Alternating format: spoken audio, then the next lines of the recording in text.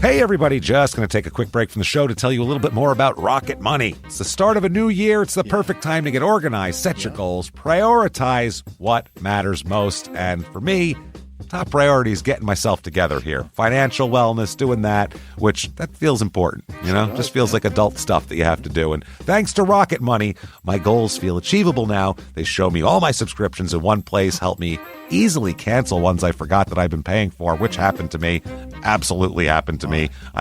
For years, I was paying for something. I was like, what is going on here? Rocket Money found it and saved me lots of money since then, because it's been a while. So they did a great job here. Rocket Money is a personal finance app that helps find and cancel your unwanted subscriptions, monitors your spending, and helps lower your bills so you can grow your savings. Rocket Money has over 5 million users and has saved a total of $500 million in canceled subscriptions, saving members up to $740 a year when using all the app's premium features. Cancel your unwanted subscriptions and reach your financial goals faster with Rocket Money. Go to rocketmoney.com/smalltownmurder today. That's rocketmoney.com/smalltownmurder. rocketmoney.com/smalltownmurder. Now back to the show. Experience furniture shopping the way it's meant to be at Mathis Home, your ultimate furniture superstore. From sofas to dining sets, from modern to classic styles, they have everything you're searching for. With over 230,000 items to choose from, you're sure to find exactly what you're looking for at a price you'll love. Plus, everything is in stock and ready for fast, free delivery right to your door. So you don't have to wait. And if you're looking to really transform your space, take advantage of our complimentary interior design services. Our expert designers are ready to help with any project, whether big or small. And right now, check out the Lazy Boy BOGO event at Mathis Home, happening now through March 1st, 2025. Buy one Lazy Boy recliner and get another one absolutely free. Don't miss this limited time offer. Only at Mathis Home, your ultimate furniture superstore. There's one thing that will forever change the way you sleep, and it's the softest 100% organic cotton sheets from Boll & Branch. You'll fall asleep faster, wrapped in the most luxurious comfort. You'll never sleep hot again. With sheets that feel breathable to sleep in, you'll experience the purest softness on night one and feel your sheets get even softer with every wash. Discover the difference with 15% off your first set of sheets at bollandbranch.com with code WONDERY15. Exclusions apply. See site for details.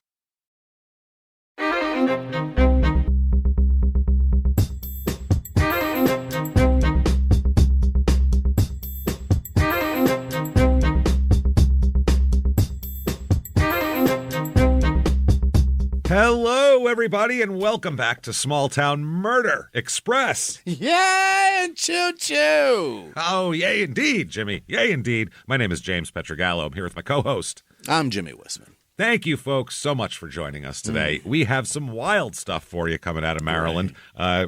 A name of a city that I'm sure we'll pronounce incorrectly, even though we looked up 18 pronunciations of it that are all different. So going with the reviews of them. Who knows? Yeah, we did. We were looking at reviews of pronunciations. It's crazy. That's awesome. We'll get into a hard-to-pronounce city, crazy case. It's all here today. We'll get to all of that. First of all, though, shutupandgivememurder.com. Tickets for live shows. Kansas City, October 18th. Step up to the plate. You're up next. Next night in Oklahoma City is sold out, but Kansas City, you guys still have some tickets left. So let's fill that bad boy up and do this.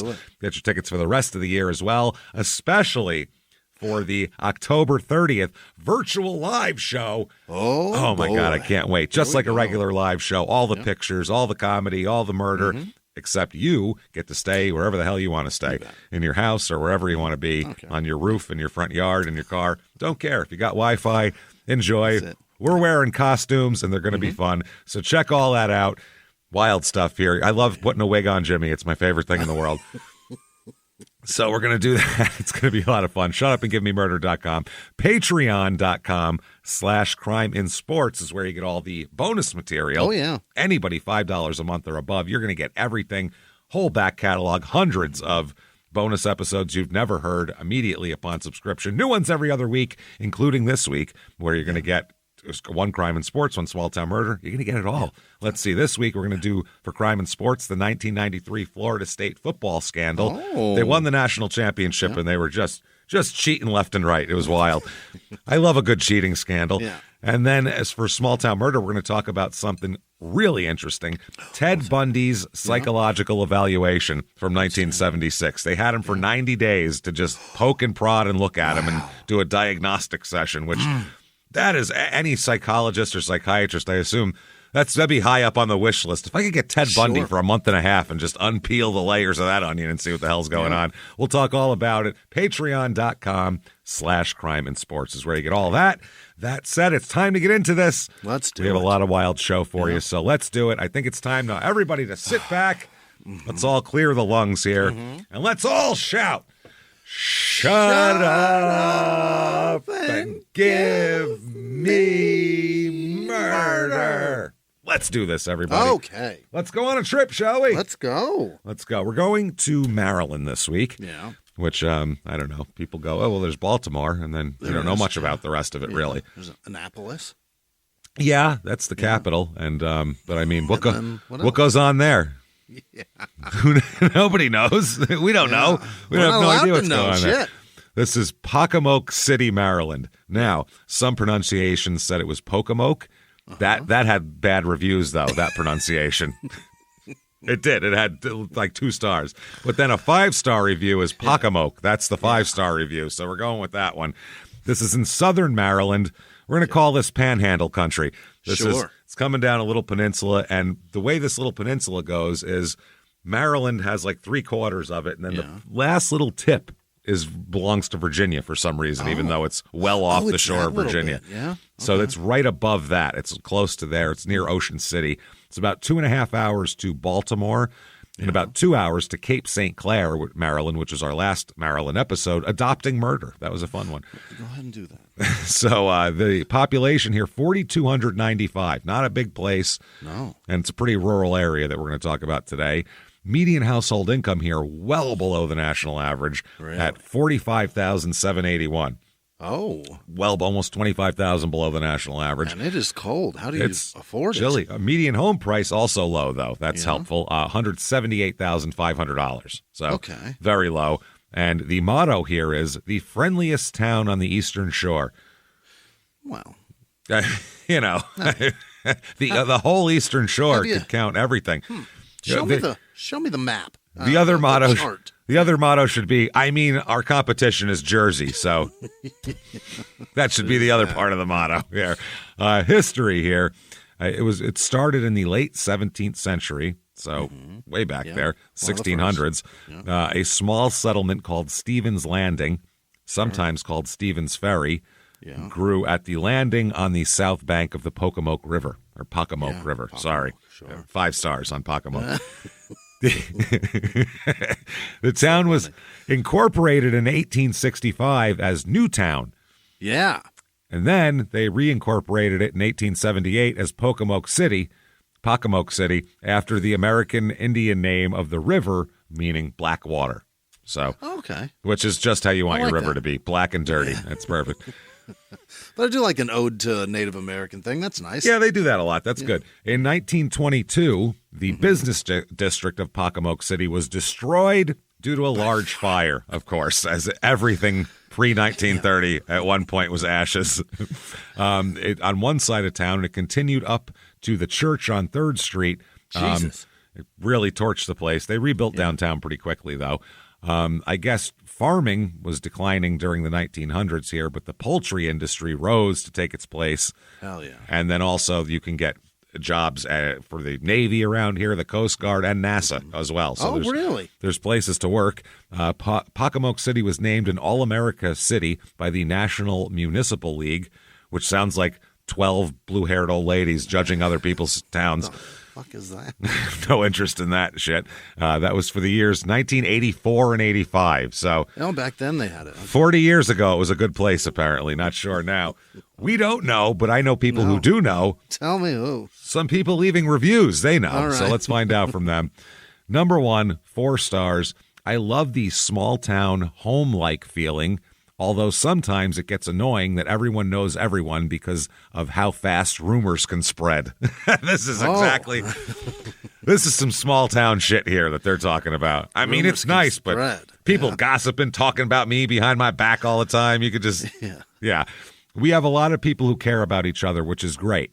But we also have those who think they are better than everyone else. Oh, is that okay? And that really makes the environment change. Sure. Yeah, that's where the warming's coming from. You get 10 people together, one person thinks they're better than everybody else. Next thing you know, glaciers are melting at the North Pole. Polar bears are floating off on that happens. There's a lot of support in the school system and in the community events, but there's not much to do for teenagers, really any age kids in town, which often leads to kids getting in trouble and roaming the streets. That's almost like parents should be watching them and telling them where to go. I wish we had more opportunities to get together with friends, but also wish that there was more activities to do throughout town. Okay. 3 stars. I've lived in this town my whole life, and I love this place, only for certain reasons. What are they? Well, maybe they'll tell us. Let's find out. I also dislike it for certain reasons as well. Sadly, there are a lot of people here that can be very disrespectful and dangerous, but not all. The safety of this town is not handled, but not all the time it is great. What? That's such a weird syntax to that shit. Boy, if you don't give one fucking example of any thought you have. Nothing. Got nothing. It's such a small town, but it does have a lot of meaning and cultural knowledge. What does that even mean? I don't know what that means. It's got meaning. Also, it's my hometown, so I'll always call it home.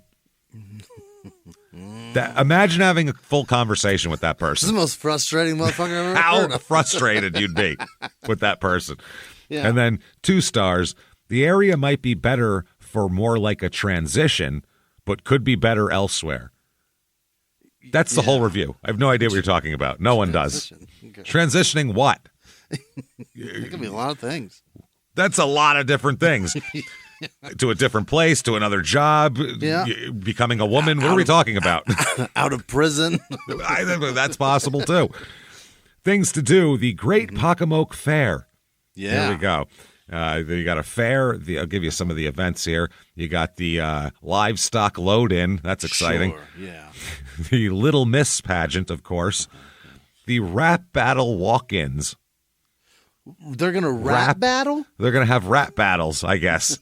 Maryland. That is, by the way, at 5 p.m. is the Little Miss pageant. At 5:30 is the rap battle. And at 6 o'clock is the Junior Miss pageant. So right in between children's beauty competitions, we're going to have a rap battle, apparently. Okay. How many times does a Dungeness or Blue Crab get mentioned in those raps? Jesus, yeah. No shit. It's half of them are that, probably, I'm sure. I'm going to steam you like a crab. Crack you like a crab, motherfucker. Now what? The all-dirt drags, all truck dirt drags. We have that. They're dragging dirt. There's a mural painting. I'm sure it's drag racing in the dirt. I'm sure. But the way they say it makes it sound like you're dragging dirt. Who can look at his dirt's the flattest. It's perfect. Look him drag it. Look at nice. It. There is a Creations chainsaw carving show, a hog show, dairy cow fitting. Yeah. It's hard to find good bras for dairy cows. They have to have fittings every once in a while. Can't find them. Udder cup. Then there's the beef cow show. Yeah. As opposed to the poultry cow show. That's good. There's cow. Followed by a karate and judo demonstration. Hell yeah. This shit makes no sense whatsoever. Hodgepodge. None. All about dance performance, bull ride mania. Yeah. Okay. And then cornhole tournament, obviously. A Chinese auction.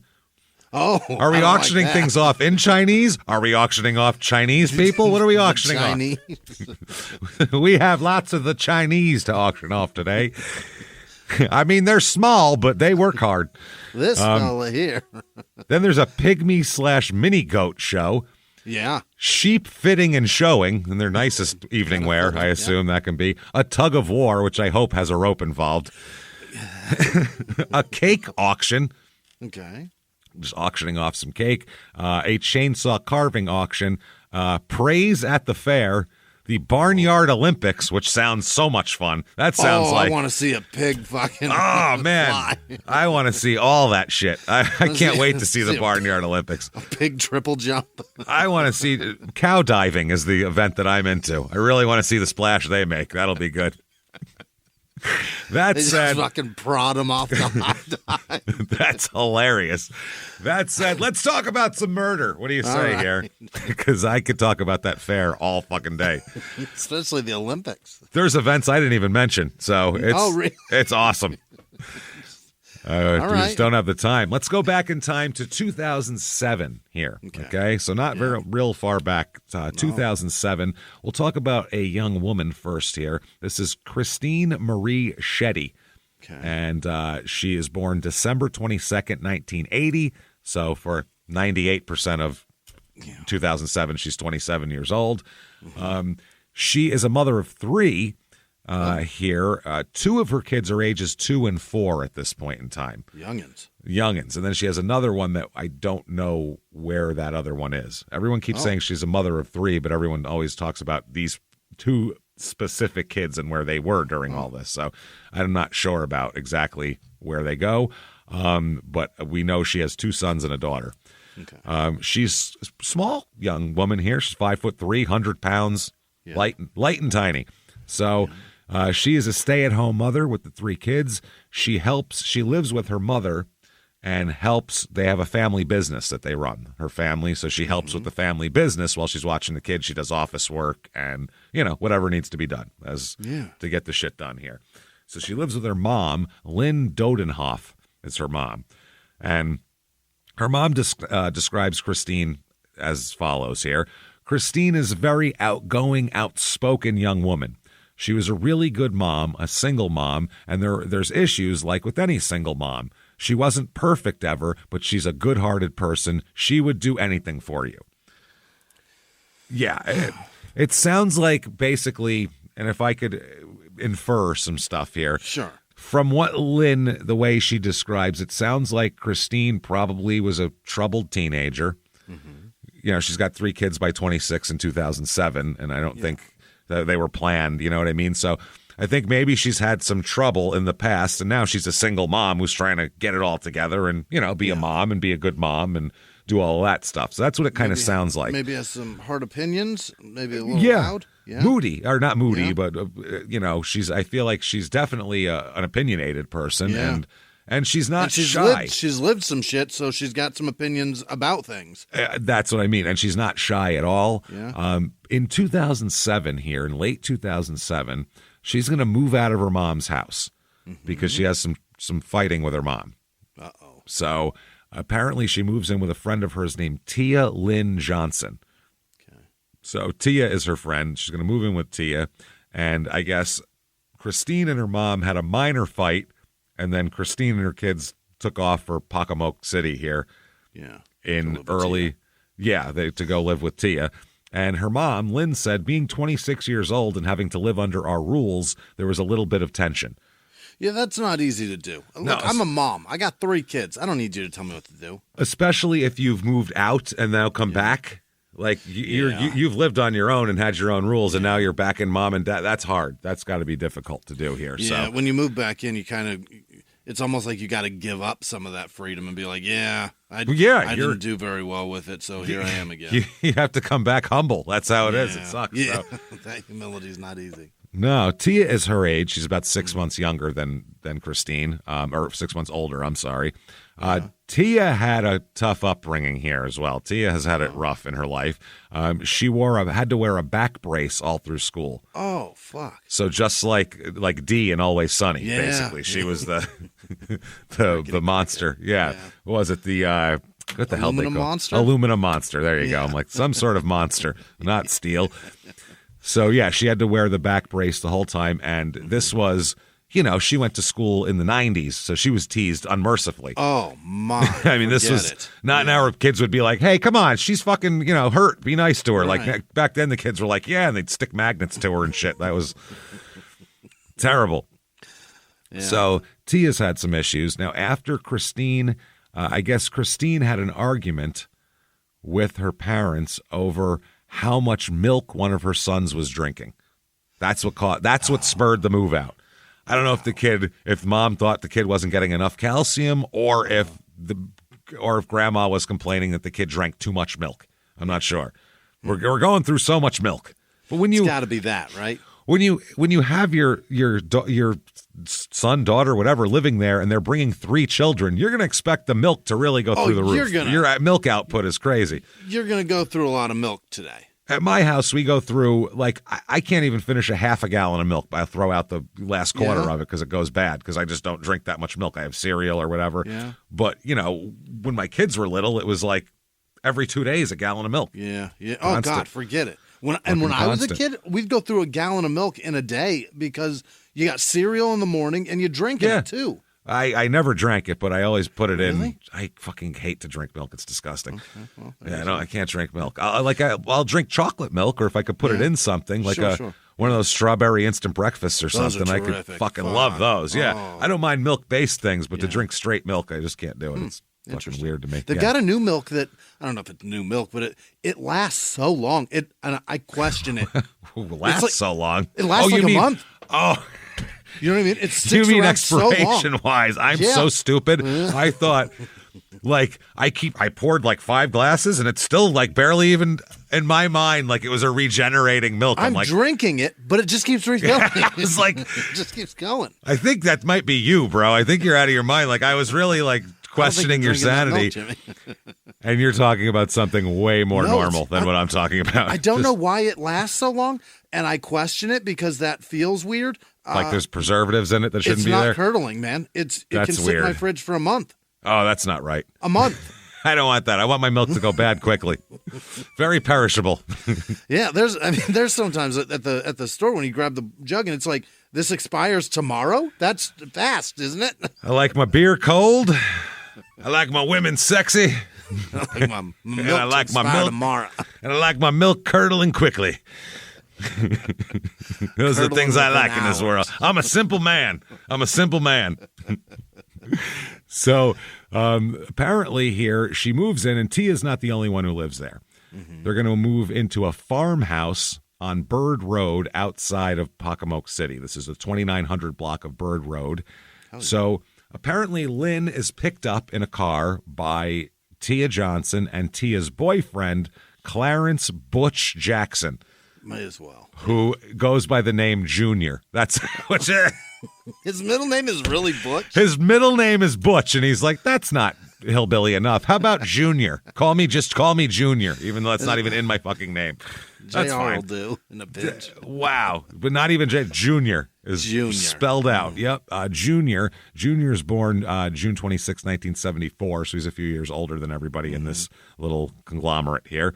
Now, the house they're going to move into, this is not a house that children should be living in, probably. Yeah. It's not a house it's a flop house for underachieving people in their 20s is basically how this works. It's not farmhouse in that it's the fucking fashion that it's decorated in.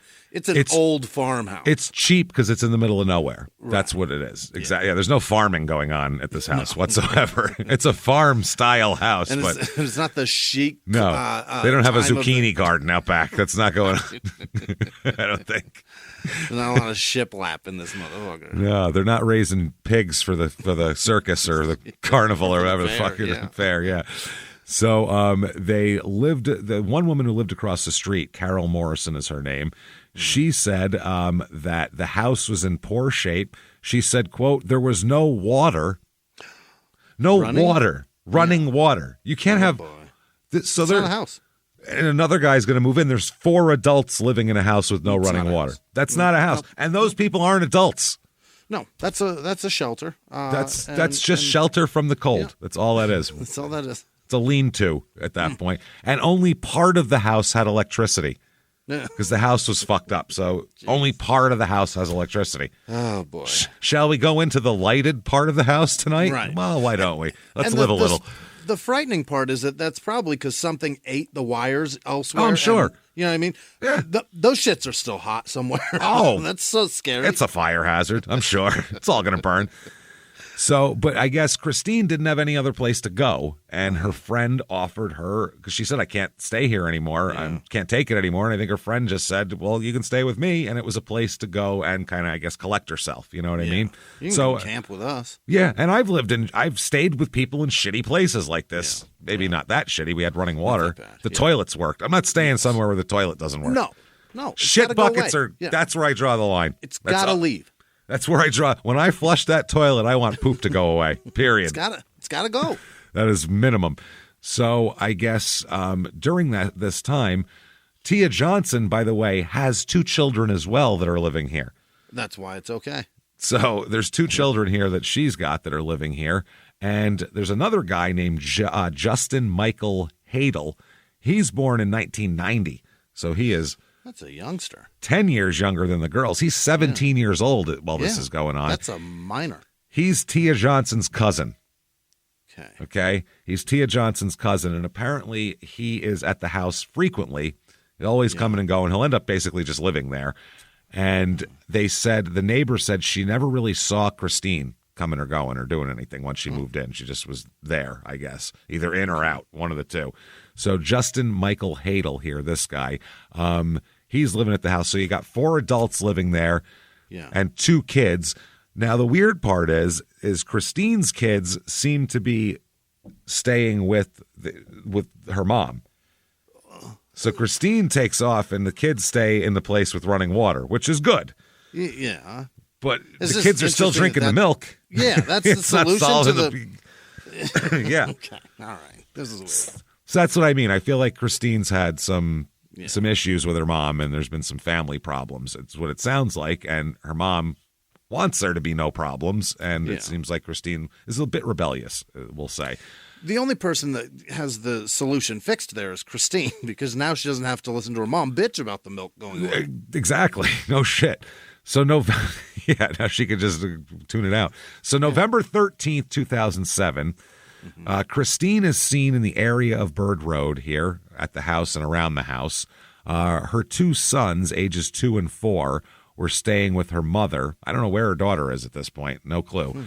But they're staying with her mother, Lynn, at her Bowers Beach home there. And then Christine told her mother she was visiting a couple she met through her ex-boyfriend, who is also the father of these children, these 2 boys.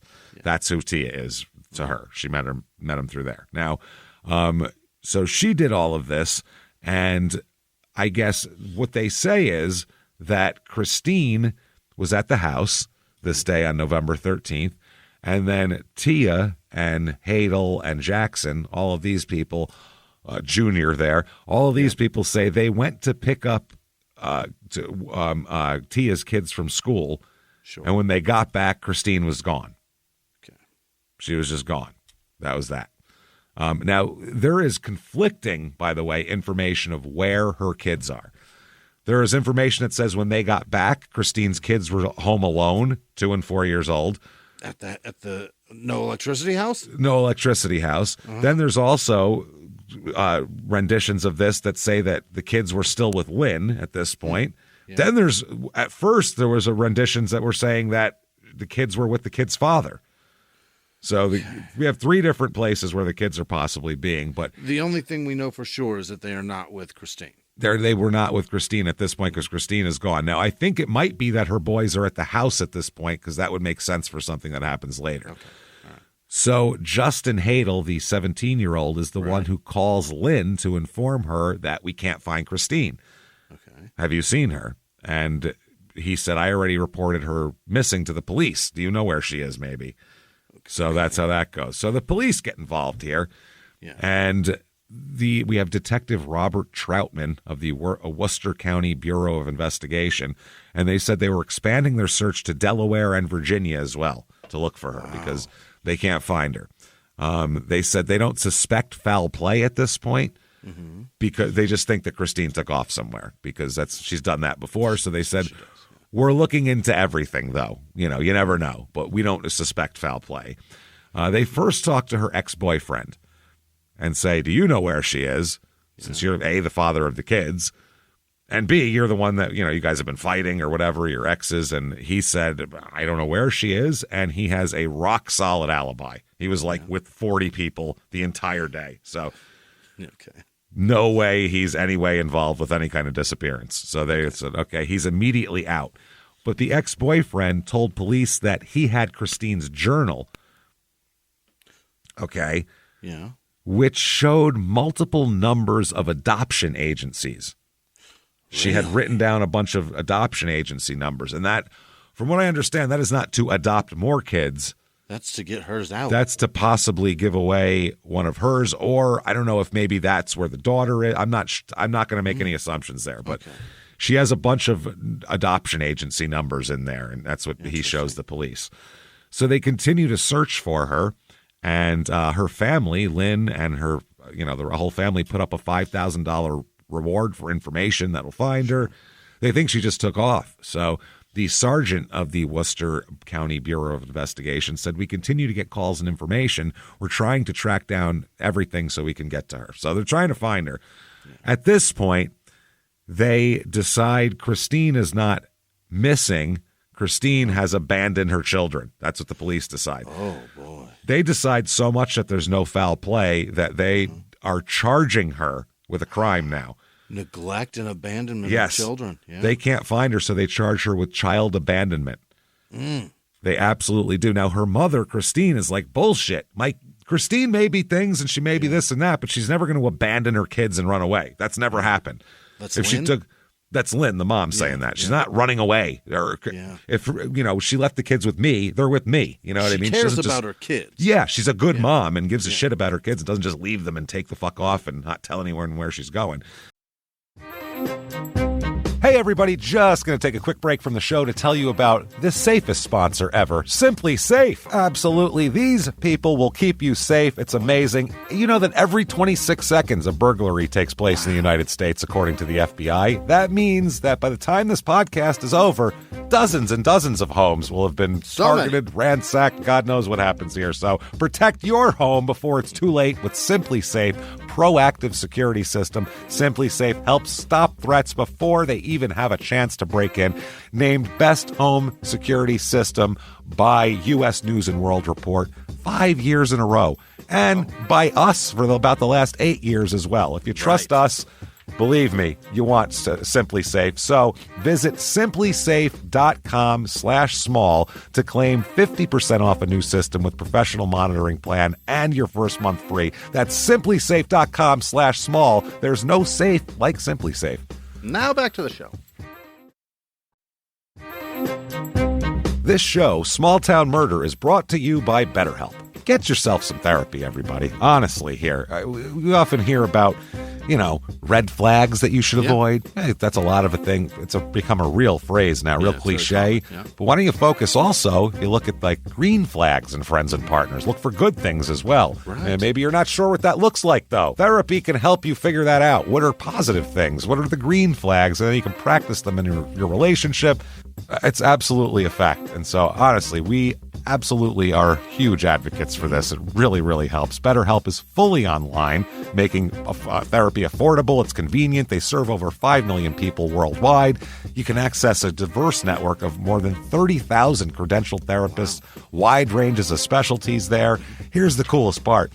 You're not getting along with your therapist, you're just not feeling it, you can switch at any time, no extra charge. Wow. The thing is, they want you to get help. That's it. And you can do it with BetterHelp. Discover your relationship green flags with BetterHelp. Visit BetterHelp.com/smalltownmurder today to get 10% off your first month. That's BetterHelp, HELP.com/smalltownmurder. Now back to the show. So that's crazy. I found the actual charges. They charged her with reckless endangerment. Oh, my God. And desertion of a minor child. Those are the actual 2 charges. Court-filed charges where she had a court date for, a little while later. Yeah. So, yeah, she's gone. They charge her on the 13th of November. So she's gone for 2 weeks. Wow. And they charge her with this. So they want to find her to arrest her at this point. No kidding. So the case, they talked to Tia and they talked to Junior, they talked to Justin Hadel, they talked to everyone else, the ex-boyfriend, everyone that she might be in contact with. Nobody seems to know anything about where she is.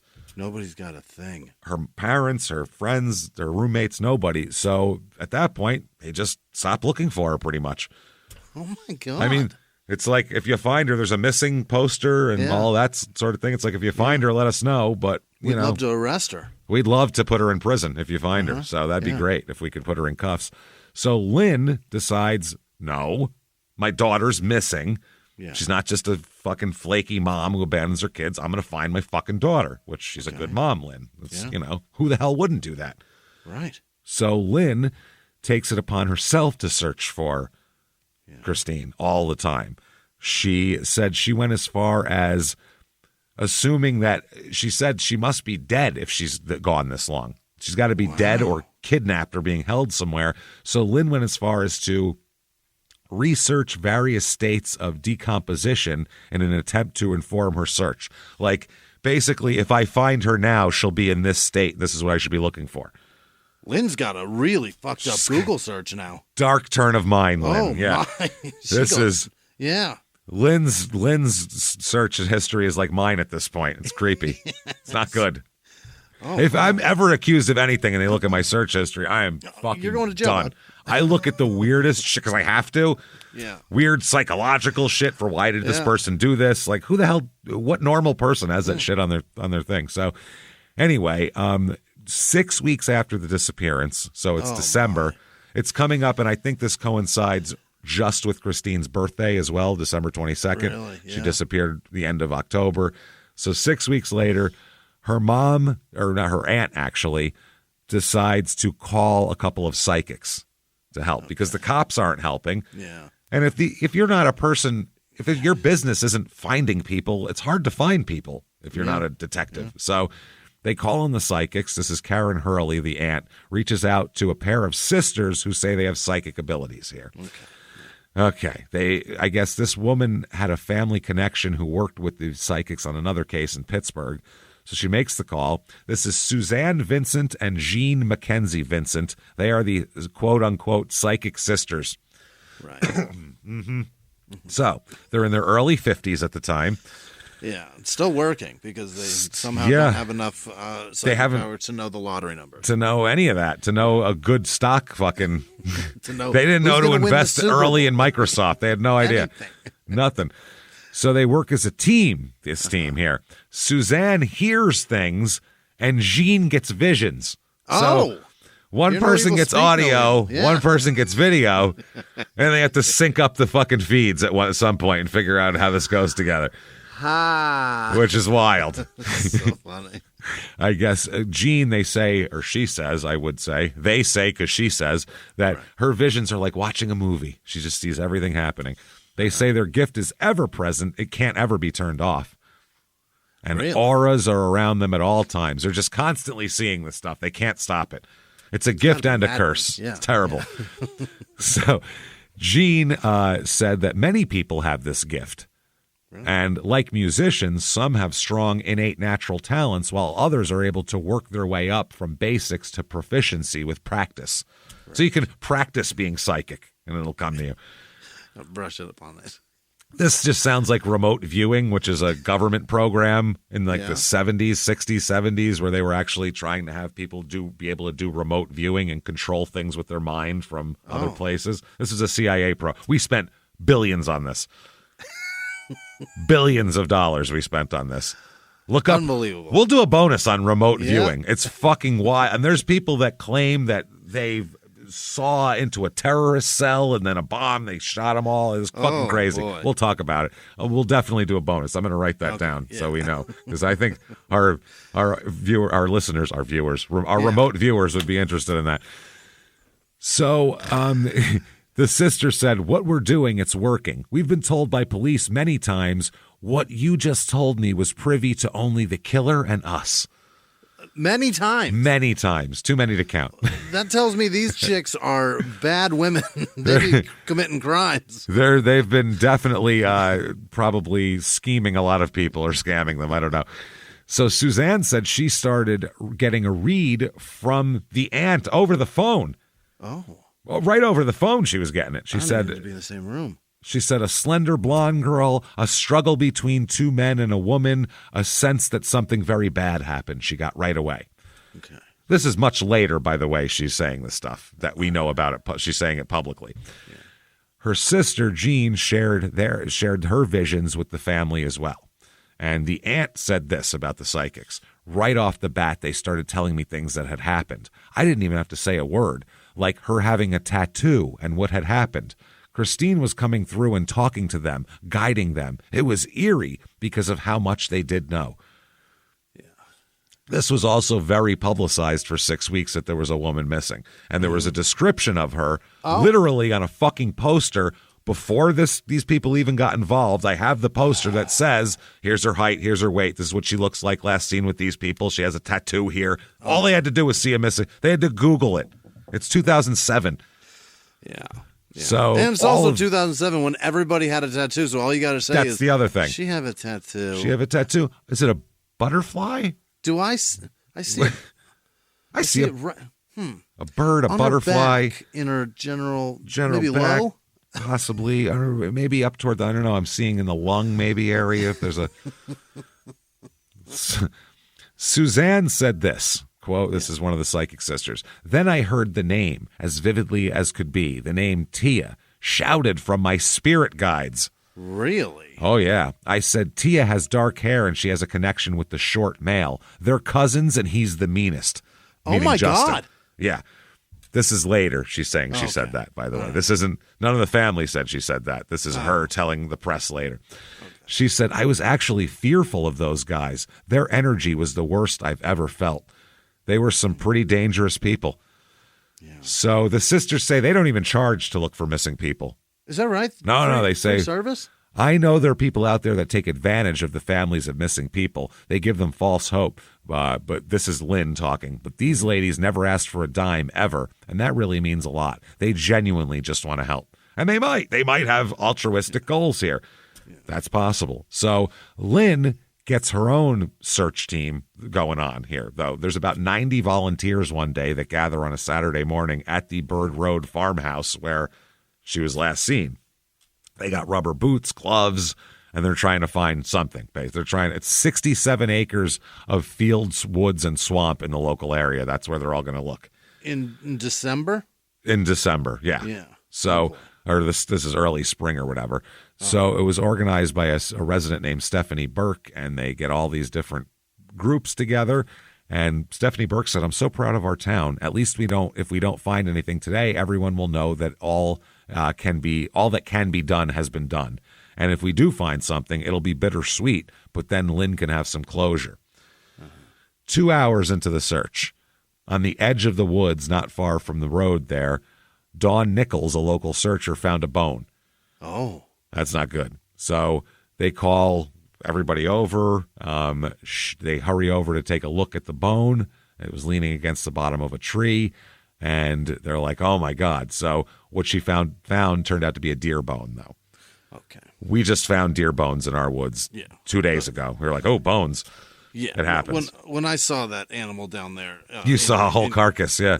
I saw a scapula of a deer, and I was like, oh, that's a person. Yep. Yep. It looks like people bones. It's crazy. There's bones that match up pretty decently here. So they said her mother found out it was a deer and let out kind of a long breath and was upset here. One of the people, they said, why are you helping the search? And this lady said, I have a daughter, and I know if it were my daughter, I'd want all the help I can get. Yeah. So, this is about, they scour the woods, and then they emerge finding nothing. They found quote, a strange pile of sticks. Strange pile of sticks. In other words, nothing. You found nothing. Yeah. And a few old beer and soda cans, again, could have blown out of the garbage, and a deer bone. That's what they found. So you found nothing, essentially, which isn't their fault. They were just searching, but that's Great job. So many searches have happened. The property around the house has been scoured several times.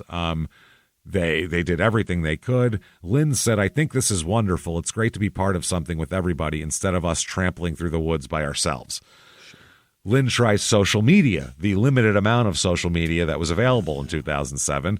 She said that Christine was super into MySpace. Really? So she said that she would do the same thing. She'd get on MySpace. She said, I quote, I saw Christine playing on MySpace, so I figured this is the way you got to go. When she went missing, I learned how to do it. Then it's like a mom network. You reach out to different people, and they tell you different things. Yeah. So shit is going for a long fucking time here. Yeah. So this is like 2008, mid-2008, a body is found. Really? A body is found, and Lynn realized during this body finding, and as this goes on, that different cases are handled differently. She said that the cops didn't give a shit about her daughter because her daughter was trash, quote unquote, to them. Yeah. Basically, we're white trash and they don't give a fuck about us. That's what she's saying. Yeah, she said that's how it's going. And she said they're not looking for her because she's trash. She said she even overheard one investigator call Christine a sponge on society because she didn't have a steady work history. Dude, what the fuck? So she said, quote, before we found Christine, there was a body found in Pocomoke. It belonged to a prostitute. Mm-hmm. They thought it was Christine at first, but it turned out to be a prostitute. She said, that same person that told me about my daughter being a sponge on society, I asked him, is this my daughter? And he goes, no, you don't have to worry about it. That's not her. I said, are you sure? And he goes, yeah, she's an undesirable. This one, the one that we just found. So that's not great bedside manner. Why is that guy in charge of anything with dead people involved? Yeah. Well, don't talk to you. The other cops. You guys can be shitty because that's just gallows humor. I get it. You guys just treating everybody like an investigator. That's hard. Yeah, this is the victim, a potential victim's mother here. Come on. Yeah. So she said, this is what Lynn said, good family, well liked by the community. You know, it's all a perception of what somebody is, I think, that gets the attention. If Christine had come from means and she was well respected in the community, I think a lot of things would have been done differently. Yeah. And, she might be right. Who knows? We have no fucking idea. So they said, but I mean, also, a lot of times they look at a person's history and they go, 95% of the time, this person runs away. That's what... Yeah. They take off to go do something else. And so I get their point of view. 95% of the time when there is somebody found, it's that person. And yes. And then you feel like those people keep making us look for people. It's never, Yeah. You keep doing this to us. We don't like it. That's fucking crazy. So the sheriff said that there are times when maybe that one person hears someone talking about the case, or just that one person can put a vehicle or a suspect at a scene. That can ultimately break a case and bring a successful closure. But he also said that while media exposure can help to find those missing pieces, it's also isn't very useful if each case isn't covered in the same way. Right. He said, I really can't answer why they would pick one case over another. All missing person cases are of utmost importance to law enforcement agencies. Yeah. Not sure about that, but whatever. That's the company line. That's why he's probably tasked with talking to the press, because he'll say shit like that rather than, I don't know, we found an undesirable in a state of decomposition. Yeah, a pretty blonde white woman tends to get the public's attention more and the media's attention more, which is super annoying. That's what Christine is. Is that right? She's a 5 foot, 300-pound blonde woman. But happens to be a mother of three and living in a shit place and no job. And they're just looking at her as white trash. That's all. So, unbelievable. 2008, as it goes on, there's no new information. Lynn, who had been talking to like Tia and those people, trying to keep them in the loop and maybe figure out if they knew anything more about it, she stops returning Lynn's calls. Everybody's moved on. Hadel, the young guy, he ends up moving to Texas. Oh, yeah. And Junior Jackson moves to Tennessee. Everybody just kind of split up. The band breaks up and everybody moves away. This is over the next year and a half. Sure. February 2009, though, Junior's in trouble. Oh, what did he do in Tennessee? He's in trouble. Well, he found himself in jail in Hamilton County, Tennessee, as a suspect of an arson investigation. Okay. So he's been burning shit. Mm-hmm. And March 2009, Lynn gets a letter from Junior Jackson in jail. Is that right? Absolutely. And he is at this point Tia's ex-boyfriend. Oh, they've broken up. Yeah, and he wrote to Lynn from a prison, and he says that at this point, he's looking for a plea deal on an arson charge, and he tells Lynn, I know where your daughter is. Oh, boy. More specifically, I know where her body is. Yeah. I know she's dead, and I know where you can find her. I know where the rest of her is. So, the obviously Lynn tells the cops about this, and the cops go to Junior, and they end up working out a deal on that arson shit to get rid of that if he'll tell the cops what happened to Christine. So he does. First of all, he claims, and so does Tia, and we don't know how true it is, that Christine was having a sexual relationship with Justin, the 17-year-old. Okay. For a while. That was going on, okay? Yeah. Then apparently, this is what the police will say that everybody says, that Junior says that Christine and Junior started having an affair behind Tia's back. Okay, so this is what Junior claims, that Christine wanted more from the relationship, quote unquote. I don't know what more you could want when you are all in the same house with the girlfriend, but he said, I told her I couldn't. I didn't want to. So he said that Christine threatened to tell Tia about their relationship and fuck their thing up. So they said, okay. So according to Junior, on November 13th, 2007, the day Christine was last seen, Christine and Junior, Tia went out to run errands, and Christine's children were asleep. So Christine and Junior slipped off into the woods to have sex in the woods. Yeah. So they went out and had sex in the woods, is what he claims. He claims that his roommate, Justin, who had a crush on Christine, and we don't know, may or may not have been having a relationship with her or whatever, followed them. Okay? Yeah. And then after Junior left, that Justin killed Christine with a 2x4, beat her to death with it. Oh, boy. Because he was jealous. That's his story, huh? Yeah, he said that Junior said he had nothing to do with the homicide at all. He said, I was gone. He came out and I wasn't even there. I don't even know what happened. But that I was the mastermind of getting rid of the body, he said, though. Okay. I helped with that. He said that from what he understood, Justin struck Christine 3 or 4 times in the head with a 2x4 and just broke her whole face, as she said. The police at this point put out a statement that says Mr. Hadel struck Christine Shetty in the face with what was described as a piece of wood, then stabbed her lifeless body with a knife just to be sure she was dead. And that comes out later, by the way. Christine Shetty died as a result of blunt force trauma to her skull so severe that it almost fractured all of the bones in her forehead, as we'll find out later. Rage. Hadel eventually, I guess, told Tia Johnson when the two were in a car together at a gas station later on that day. So now they have to get rid of Christine. Yeah. Okay. So Tia Johnson's driving. We have Tia. We have Butch or Junior. We have Justin. And we have Tia's 2 kids in the car. Get the fuck out. We're taking the kids to dump a body, everybody. Wow. Okay. And left hers at the house.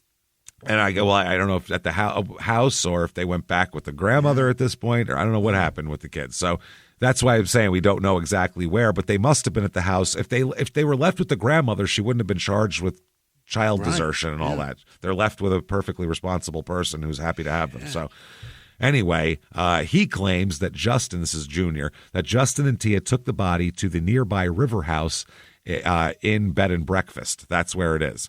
Mm-hmm. He said that he buried Christine's remains in the backyard where construction was underway, and he drew a map of exactly where the body was buried on the grounds. Oh, boy.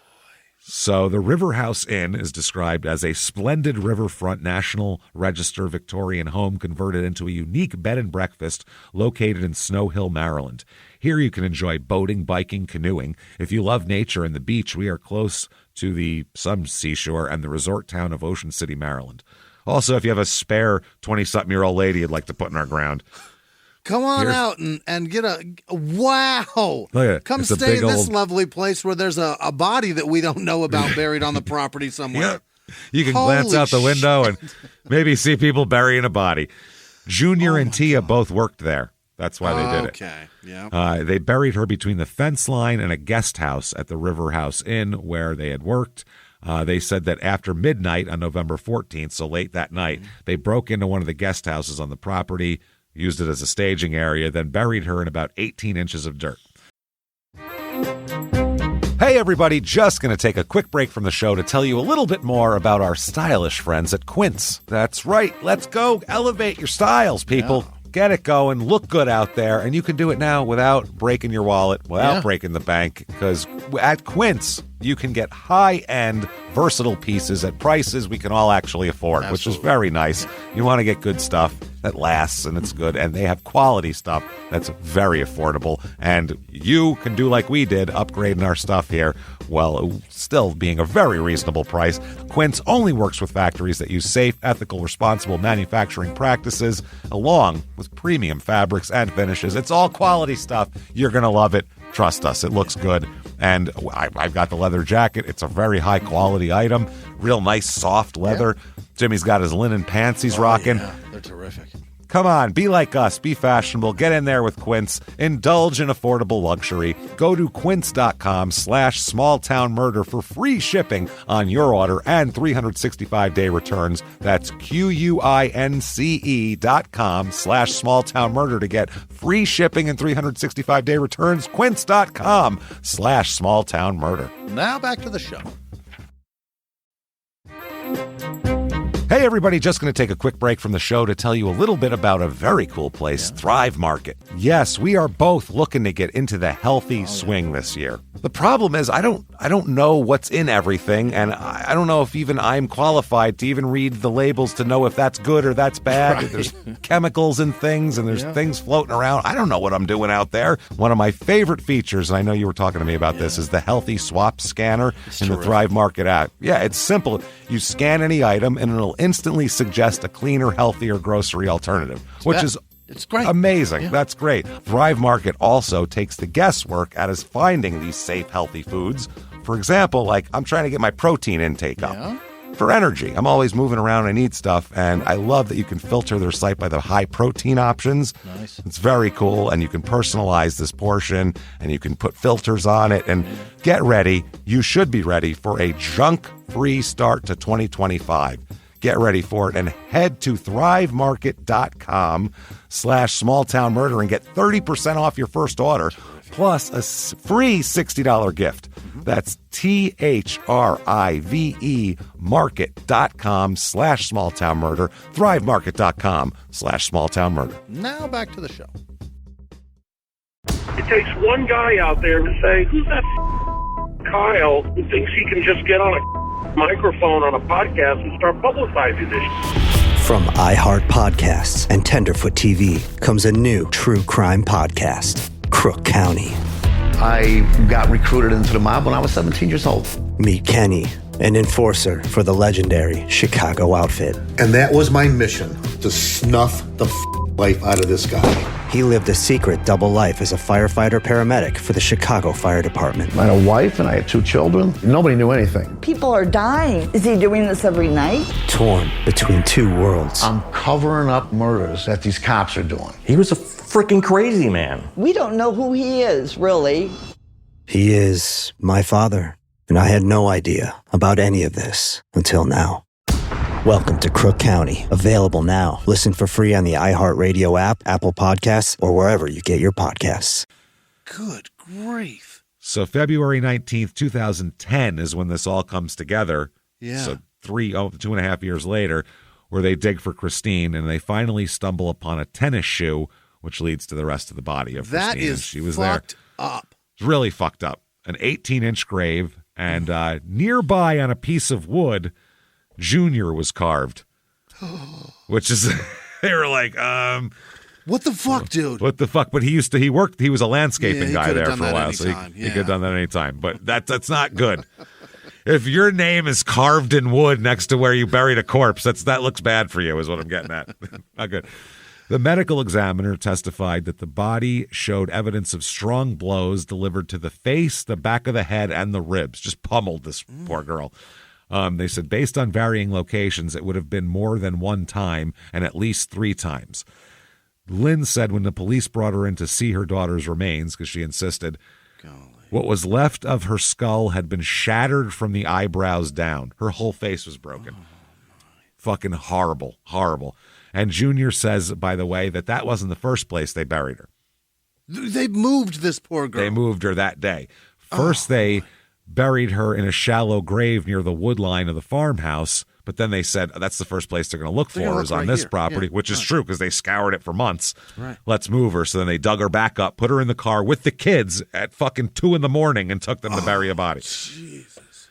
So federal marshals tracked down Justin in Texas. Yeah. And they say that he will probably not face capital punishment for the killing, though. He won't face the death penalty. As they said, in order to get the death penalty in Maryland, there has to be certain aggravating factors that are not offset by mitigating factors. And they said, I don't think this is the type of case that's going to have the aggravating factors, robbery, rape, things like that. Yeah.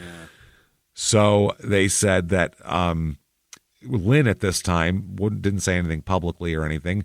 A spokesperson for the family said at this time she's in seclusion with Christine's children, helping them to begin the healing process. I can tell you they are comforted to know that their mommy did not leave them. Yeah, for just didn't take off on them. Yeah, for 3 years they've been worried. Where's mommy? We don't know. So Junior and Justin both claim that Tia was plenty involved, by the way. Once they get him in, they're like, oh, she was intricate in this. Yeah. They asked her to help cover up the crime. She wasn't involved in the murder, but she certainly was involved in the cover-up. I mean, she took her kids along, for Christ's sake, and she acted as a lookout in an upstairs window while they buried the body. In the guest house. Yeah, she looked. That's a good view there.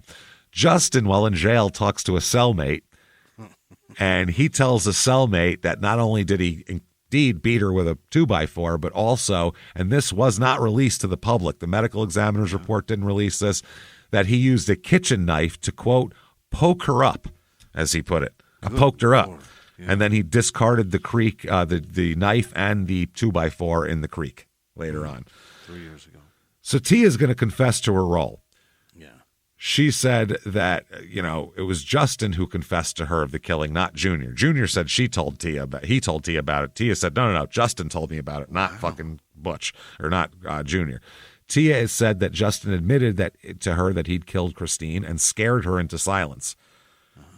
Tia says that Christine and Justin were involved in a sexual relationship in late 2007. That's what she tells the cops. Okay. So he might have been jealous of a lot of shit, Justin. Yeah.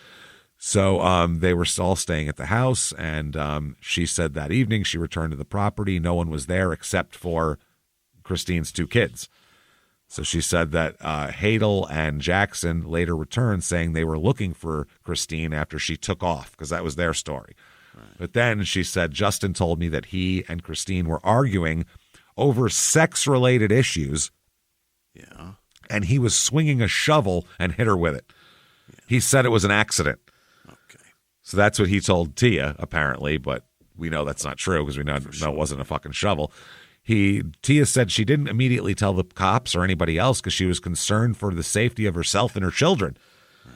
She said Justin could be crazy. She also was worried that everybody could go to jail. She said that Justin told me I couldn't tell anyone or he would come after me next. Right. So the psychics claim they helped crack the case after this is all done. 3 years later, one of the guys admitted to it because he was up for arson. That's what cracked the case. But...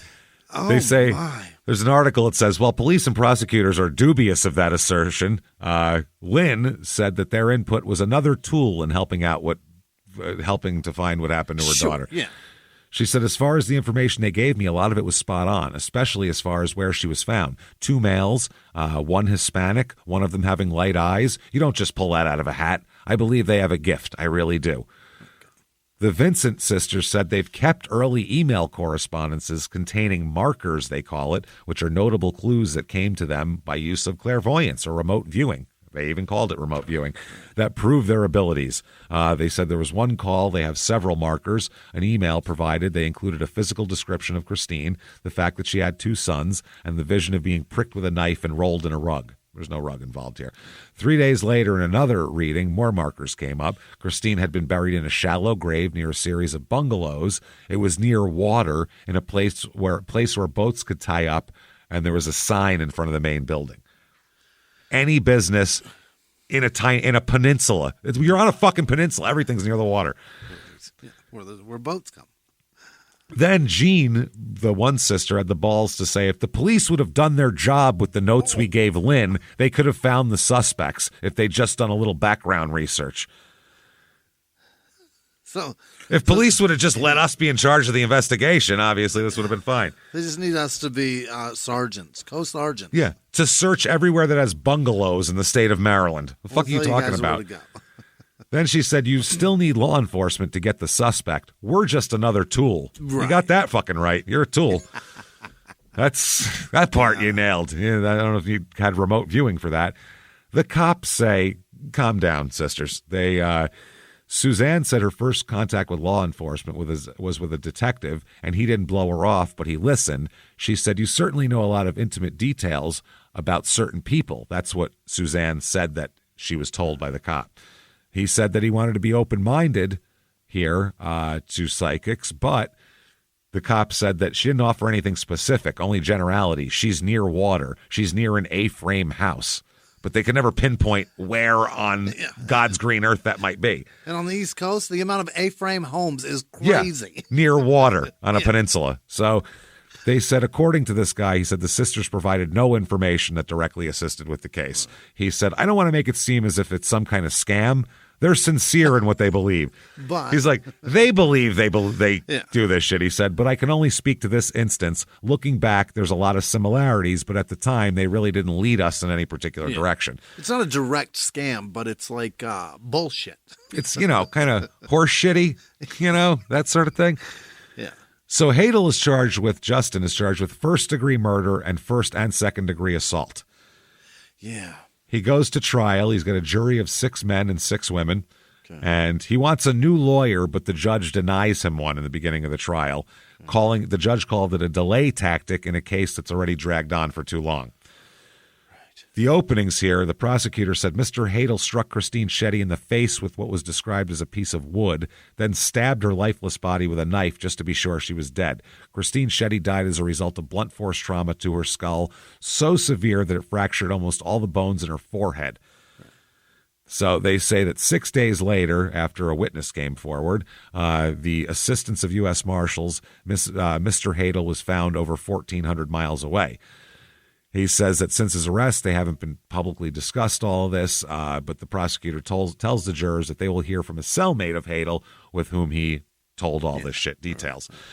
So the defense, the opening statement says that he's pleading not guilty, and he's not guilty, basically. Very short opening here. Okay. Tia testifies. They call her testimony reluctant, and she testifies to everything we said before. Right. So we know all the info. During closing arguments here, the defense says that Tia Johnson's a terrible witness with no credibility. That's what this is about. So you can't believe her, so my client's innocent. Wow. He said the only way Tia Johnson can get out of this and that Junior Jackson can get out of this is to say that Justin confessed with no one else around. She said Tia lied on November 27, 2007. She lied to police on February 23, 2010, and she lied to you yesterday on the stand. Oh, boy. And the defense attorney shows a picture of the piece of wood with Junior carved on it near the gravesite. And he says, King Jr. killed Christine Shetty. That's what he said. Here's your autograph of the guy that did it. Yeah. Yep. The prosecution says there's not a single piece of evidence that justifies the statement of the defense attorney that Clarence Jackson killed Christine Shetty. There's no physical evidence that links anyone with the death of Christine Shetty but the defendant. They said Tia Johnson loves Junior Jackson, yes, but Justin Hadel is family. She wouldn't throw him away for her ex-boyfriend. Right. Jury has 3 hours of deliberation. They find him guilty as shit. Yeah. Guilty as balls. Moving on. Yeah. But there's 3 months between the conviction and the sentencing. So he's sitting in jail for 3 months. He must be bored while he's in there, Justin. Why? Because he removed a foot-long hinge from an observation window at the county jail and used it to pry open a security window casing and tried to escape. Oh, boy. But was caught trying to escape. And so now he's got more charges. Instead of less problems, he's got more. Uh-oh. So the judge during sentencing said there's nothing more horrible for a parent or family member to endure. You knew full well she was never going to be found because she was in a hole in Snow Hill. The judge called it a charade and a cruel hoax that the community spent 2 years and 3 months searching for her while he knew her location all along. The judge says the burial in the backyard of the house there, the River Inn house, was depraved and no better suited for a cat or a dog than a person. He also said Justin, while incarcerated, reportedly spoke ill of Christine and her family to other inmates as well.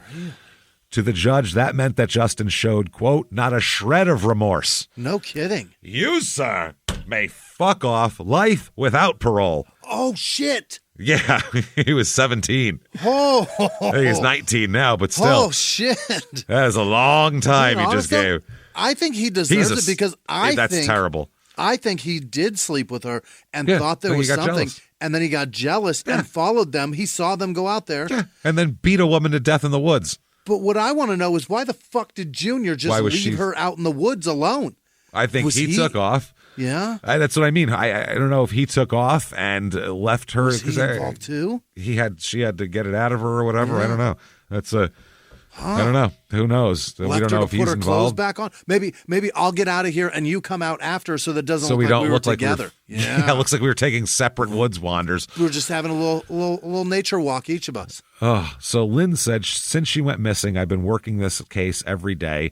This closes a chapter. We buried her, and that was one thing, but today someone was held responsible. Good. I'm so grateful they believed in me and believed in my daughter and got justice for her today. I never wanted revenge, only justice. My daughter got a death sentence. Her children and family got life without parole. Yeah. She said not fair. You can't just murder girls that are sweet enough to fuck you, you dick. What a good girl. She was a nice person. Nice, decent person. So she said it feels like having a weight lifted off my shoulders. They said, well, was this about the psychics? Did they solve the case? Right. And she said, they didn't solve the case. I mean, I know that. But if law enforcement had just sat down to listen to them, maybe they would have found her earlier. No, they wouldn't have. Until someone told you exactly where she was, you're not going to find her. They had no lead to go to that fucking house. No, absolutely not. So the prosecutor said there might even be more arrests after this. They're exploring charging additional people. Really? 2012, Tia Johnson and Junior Jackson, those are the people they're charging. Yeah. They take plea deals. Oh, okay. Smart move. Yeah.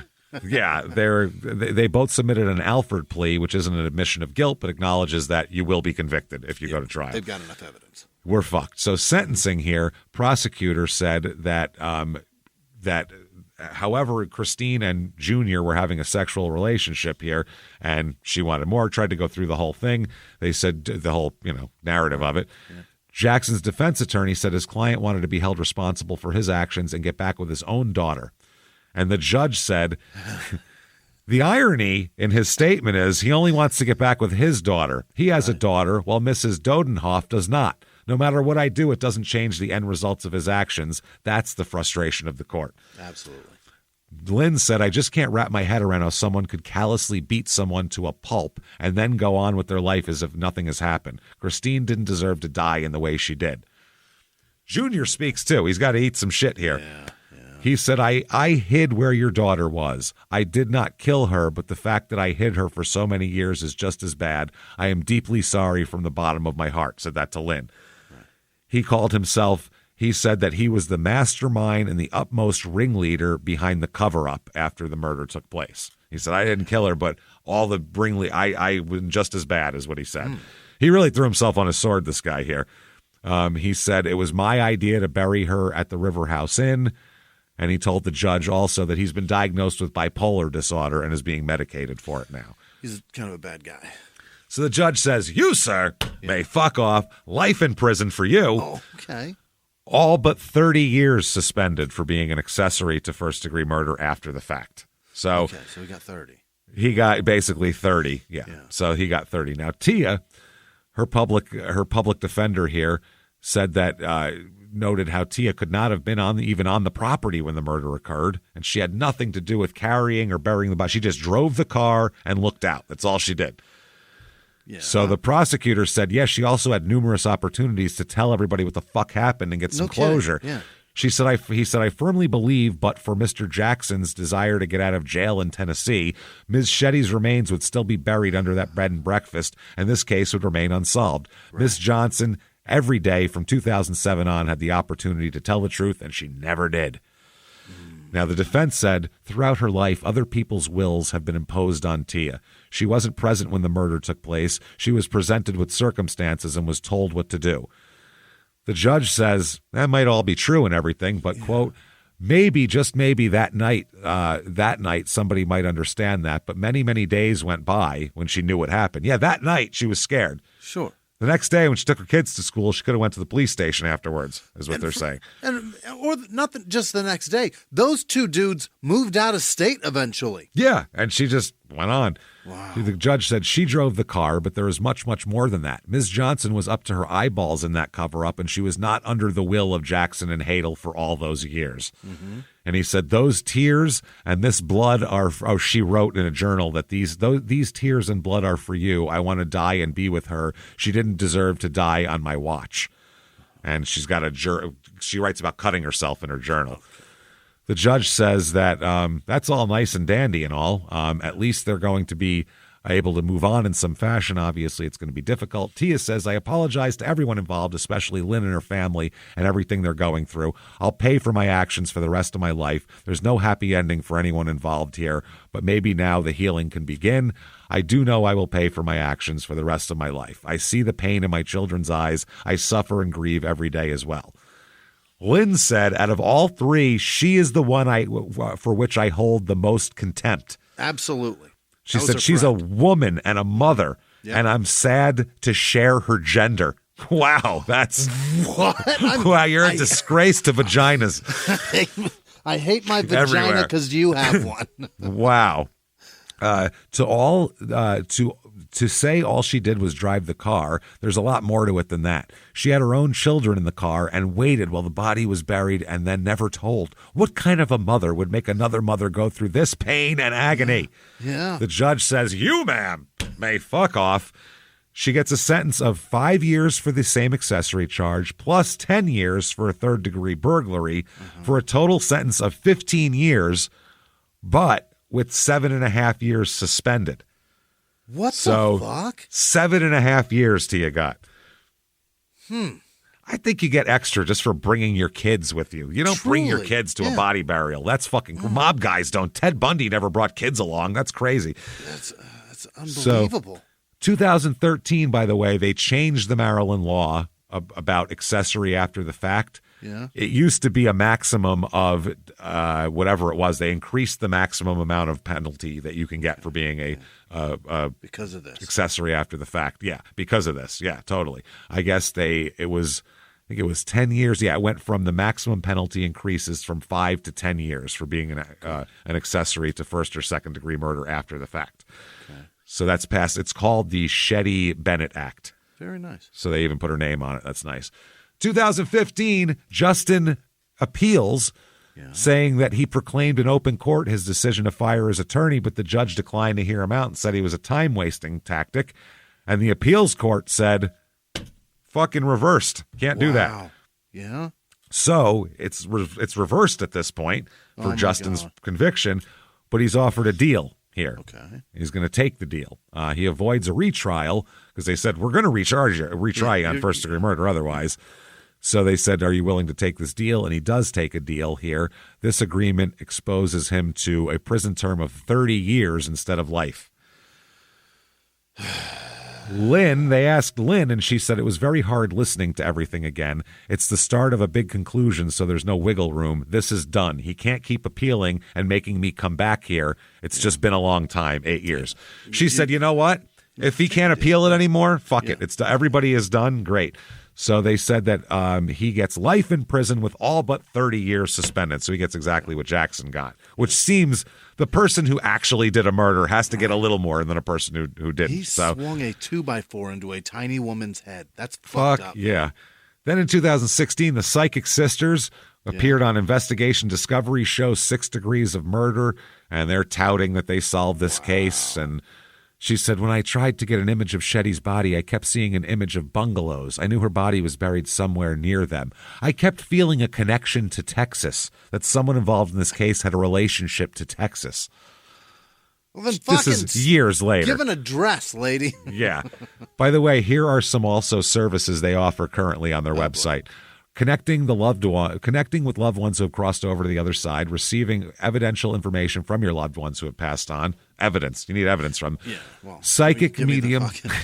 Get me a code to a safe, and I'll believe you. Yeah, then I'll believe you. All this shit: medical intuitive, psychic detective, paratherapist, paranormal expert, psychic profilers, and psychic investigation, phone readings, and house parties. You just want to have a ball with it. If it's, you can have your bachelorette party with these ladies too. Dowsing, psychic development classes, aura readings, ghost hunting classes, Egyptian tarot cards, and angel oracle cards. And they do ghost hunting as well. They're kind of assholes. The final insult on top of all this, June 2021, Christine's 10th grade son dies. Oh my God. Her son Ezekiel, who apparently had just completed the 10th grade, is dead in June of 2021. I just know, found his obituary. I don't know how he died, but that is fucking terrible here. And also in 2018, the prosecutor of all of this, attorney Bo Oglesby, is in a shitload of trouble. He was sending letters around in the office just using the N-word constantly. What? In 2014 and 15, we're talking about. Sir. Constantly. I mean, it's wild, dude. All the time. So he got in a lot of trouble, too. So there you go, everybody. That is Maryland, Pocomoke, Maryland. And we got to go through the end real quick here. Rate and review, do all that. Tell your friends. Follow on social media at Small Town Murder on Instagram. All the rest, you'll find them. Do that. Follow us there. Shutupandgivememurder.com. Tickets for live shows October 18th. Kansas City, still tickets for that. A lot of the others are sold out, but keep looking for tickets. October 30th, virtual live show, costumes, regular live show. You're in your living room. It's going to be fucking awesome. Be there for that. And also patreon.com/crime and sports. This week, $5 a month or above. Hundreds of back episodes. New ones every other week, or this week, new ones are Crime and Sports, Florida State football scandal from 93, and Ted Bundy's psychological evaluation from 76 in Utah. Patreon.com/crime in sports is where you get all that. Keep following us. Keep coming back. Check all that out. And until next week, everybody, it's been our pleasure. Bye.